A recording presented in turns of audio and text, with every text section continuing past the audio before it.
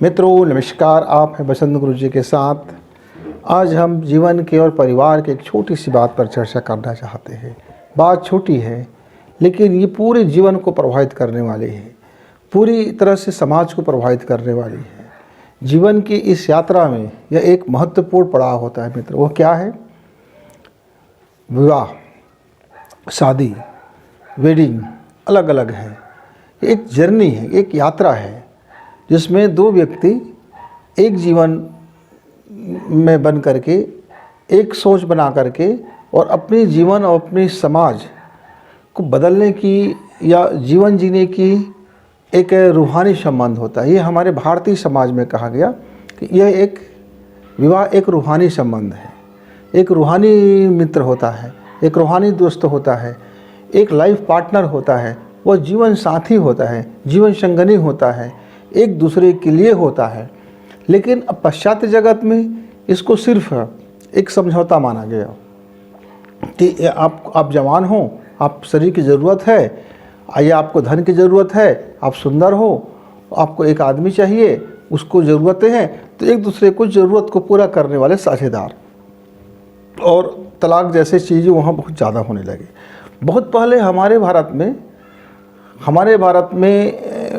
बहुत पहले महिलाओं को दासी समझा गया, यानी एक पत्नी, दो पत्नी, 3, 4, 5 पत्नियां रखने लगी, राजा लोग जीतने लगे। तो इसके बहुत सारे दुखद पहलू भी हैं। लेकिन आज का वर्तमान, आज का मेरा जो भारत देश है, यह आज का जो हिंदुस्तान है, आज जो मेरे पढ़े लिखे नौजवान हैं, तो धार्मिक शिक्षा के साथ में जब उसको ये समझ आ गया कि जीवन के साथ में भी ये कितना ज़रूरी है।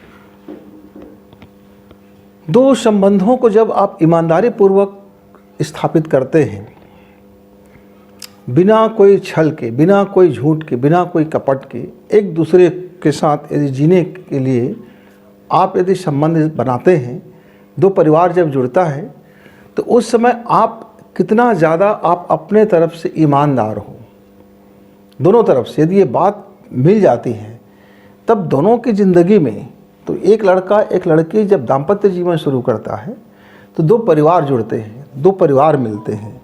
और दो परिवार का मिलन जब होता है तो दो तरह के संस्कार, दो तरह की जीवन शैलियाँ और दो तरह की धन का उपयोग करने वाले ने धन कैसे कमाते हैं, धन का क्या उपयोग है। उसी तरह से उसके जो लड़की का मम्मी पापा है, उनका जो संस्कार, उनका जो डीएनए, उनकी सोच, उनकी समझ, उनका जीवन शैली, और लड़के का जो मम्मी पापा है, उनकी समझ, उनकी सोच, उनकी संस्कृति, उनका काम करने का तरीका, जब दो आपस में मिलते हैं तो यदि आपने बहुत ज़्यादा झूठ का सहारा नहीं लिया है तो एक नया जीवन शुरू कर सकते हैं।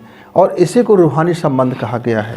रूहानी संबंध का मतलब ये नहीं है कि आंख बंद करके आपको किसी के साथ किसी की शादी कर दिया गया और कह दिया गया कि भगवान ने, रब ने बना दी जोड़ी, भगवान ने बना दी जोड़ी।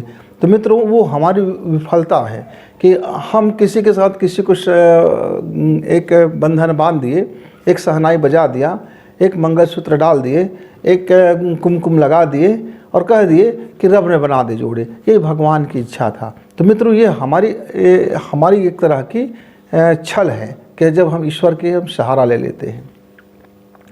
यदि आपका संबंध वाकई में आपने एक दूसरे को समझने के लिए संबंध सोच विचार करके अपनी समझ के अनुकूल एक दूसरे को समझने के लिए समय देते हैं, समय लगाते हैं, वक्त देते हैं, तो ये संबंध जब रूहानी बन जाता है, तब दोनों के सुख दुख एक, दोनों के स्वप्न एक, दोनों के विजन एक, दोनों के तौर तरीका एक, दोनों के जीवन एक होने में एक को थोड़ा छोड़ना पड़ता है और एक को कुछ जोड़ना पड़ता है।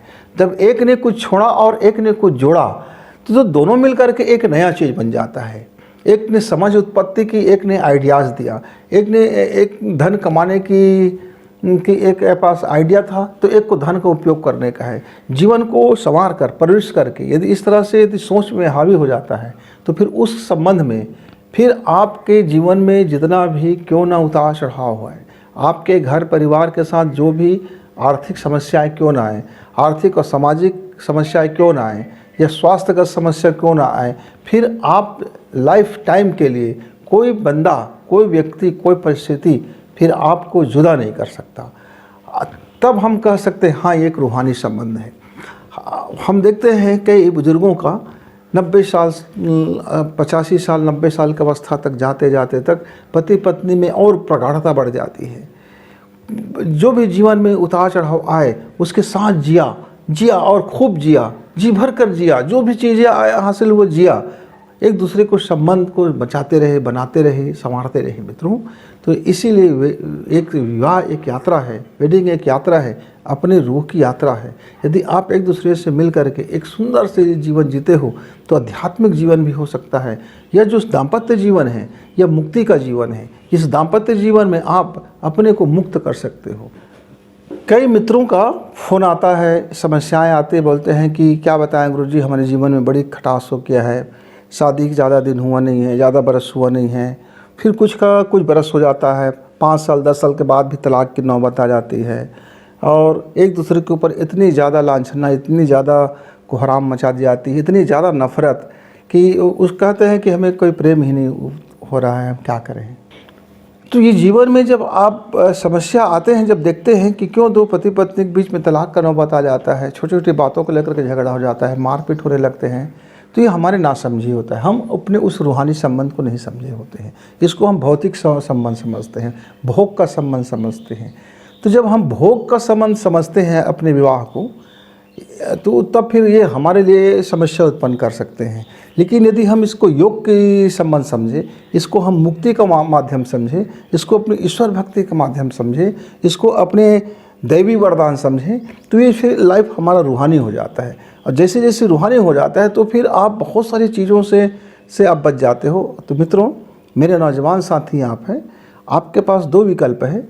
या तो आप भोग मान करके आप शादी को करते हैं, तो जो भोगवाद दुनिया की जो समस्याएं हैं और जो भोग है, तो भोग के साथ रोग और शोक और उसका संताप का ये जो समस्या है वो आए दिन आपके साथ आएंगे। और हो सकता है कि आपके जीवन में आनंद खुशी के साथ साथ में बहुत बड़ी समस्या, बहुत बड़ी तनाव, बहुत बड़ी टेंशन और डिप्रेशन भी आए। लेकिन यदि आप अपने इस विवाह को, इस दाम्पत्य जीवन को यदि योग समझ लेते हो, ईश्वरी एक माध्यम समझ लेते हो कि ईश्वर ने हमको नया जीवन जो दिया है, हम सहकार का जीवन, एक सहयोगी का जीवन, एक लाइफ को एक ऊंचाई में ले जाने का जीवन, अपने करियर को ऊंचाई तक पहुंचाने का जीवन, अपना धर्म को पालन करने का जीवन, अपने मुक्ति और मोक्ष तक पहुंचने का एक जीवन का एक सुअवसर है। ये एक अवसर है हम दोनों के लिए। हम एक दूसरे के सहयोगी हैं। हम एक सोच सकते हैं, एक जैसे जीवन जी सकते हैं, एक जैसे दृष्टिकोण अपना सकते हैं। तो थोड़ा सा बैलेंस करने की ज़रूरत है मित्रों, थोड़ी संतुलन बनाने की केवल ज़रूरत है। आप एक समय दीजिए और धीरे धीरे एक दूसरे को संतुलन बनाइए। एक दूसरे की खरी खोटी मत कीजिए, एक दूसरे की सिर्फ बुराई मत देखिए, एक दूसरे की सिर्फ कमजोरी मत देखिए, एक दूसरे की सिर्फ नेगेटिव चीज़ मत देखिए। हर बंदा में कुछ सकारात्मक होता है, कुछ नकारात्मक ही होते हैं, कुछ कमियाँ होती हैं और कुछ खूबियाँ होते हैं। तो यदि आप दोनों की खूबियों को तरफ ध्यान दें और दोनों की कमजोरियों को एक दूसरे के खूबी के साथ उसको जोड़ करके देखें और उसको सहारा दें, तो आप देखना आपका जीवन शिव शंकर का जीवन हो जाएगा, अर्धनारीश्वर। शिव जी ने इसलिए तो कहा, पूरी दुनिया को, समाज को मैसेज दिया कि मनुष्य, कोई भी जगत, कोई भी जीव अर्धनारीश्वर होता है। आधा नर हो सकता है, आधा नारी हो सकता है। हमारे जीवन के अंदर में हमारा 2 दिमाग होते हैं, एक दायां और एक बायां। मित्रों, आपको जानकर बड़ा अद्भुत और आश्चर्य लगेगा कि जो मेरा दायां दिमाग होता है, ये जो दायां दिमाग होता है, ये पुरुष वाला दिमाग होता है। इसमें एक कठोरताएँ आती है, इसमें परिश्रम आते हैं, इसकी सोच बिल्कुल अलग हो जाती है।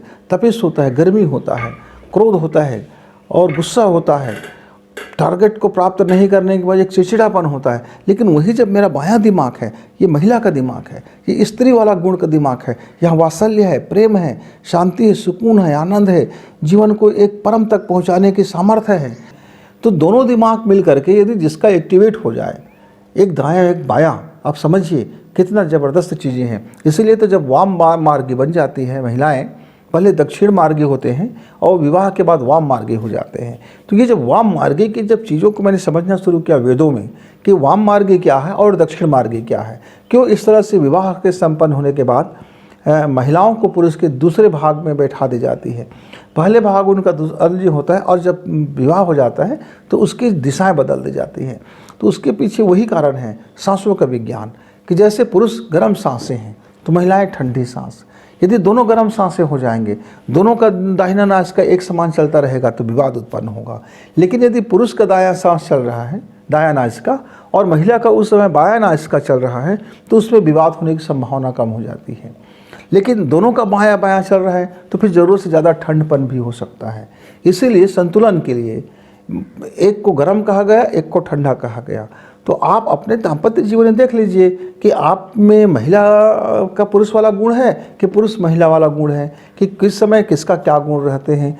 आप थोड़ी सी इस यात्रा में यदि आप अपने को स्टडी कर ले, अपने जीवन साथी को थोड़ा सा ध्यान दें, तो बहुत बड़ी मसला हल हो जाता है। मैंने जीवन में गलती के कारण, भूल चूक होने के कारण, अनजान में और कोई जानकारी नहीं होने के कारण हमने अपने जीवन को, विवाह को एक यात्रा के रूप में नहीं लिया, जिसके कारण बहुत सारी दिक्कतें उत्पन्न हुई। लेकिन जब समझदारी उत्पन्न हुआ, जब मालूम हुआ कि यह एक विवाह यात्रा है, एक रूहानी यात्रा है, तब अब अपने अंदर की जो खराबियां हैं, अपने अंदर की जो मैल है, तो उसको कम करने की हम कोशिश करते हैं।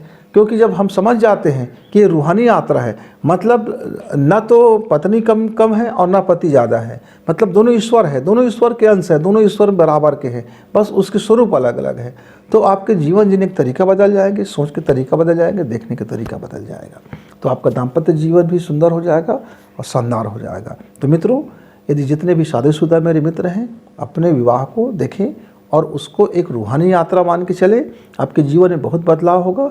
और जो मेरे बच्चे अभी विवाह नहीं किए हैं, यदि वह विवाह करने वाले हैं, तो लड़की या लड़का पसंद करते समय देह, शरीर का डील डॉल, बनावट, धन संपत्ति, एजुकेशन और वगैरह वगैरह के साथ साथ में यदि आप अपनी रूहानी शक्ति का इस्तेमाल करते हैं, अंदर के सुकून को आप देखते हैं, अंदर से एहसास को आप देखते हैं, और थोड़ी सी बात समझ के अनुसार से करें, सारे भाग गुणा भाग में और गुणा गणित में ना करें, धन की लोभ के लाभ में ना करें, थोड़ी सी व्यवहार, संस्कार और अपने दोनों के विचार का मैचिंग, दोनों की जीवन शैली का मैचिंग, दोनों का दृष्टिकोण का मैचिंग, इसको थोड़ा सा मैच कर ले। आपकी कुंडली मैच हो या ना मैच हो, ये तीन चीज़ें यदि मैच हो जाते हैं तो आपके जीवन का बहुत बड़ी समस्या का मसला का हल हो जाएगा। मित्रों, तो एक रूहानी यात्रा में निकलें, उसके पहले ज़रूर होमवर्क करें, और रूहानी यात्रा में जब निकलते हैं तो थोड़ा सा अपने को भी समय दें और साथी को भी समय दें। तो मित्रों, जब तक आप अपनी रूहानी यात्रा के बारे में सोचते हैं,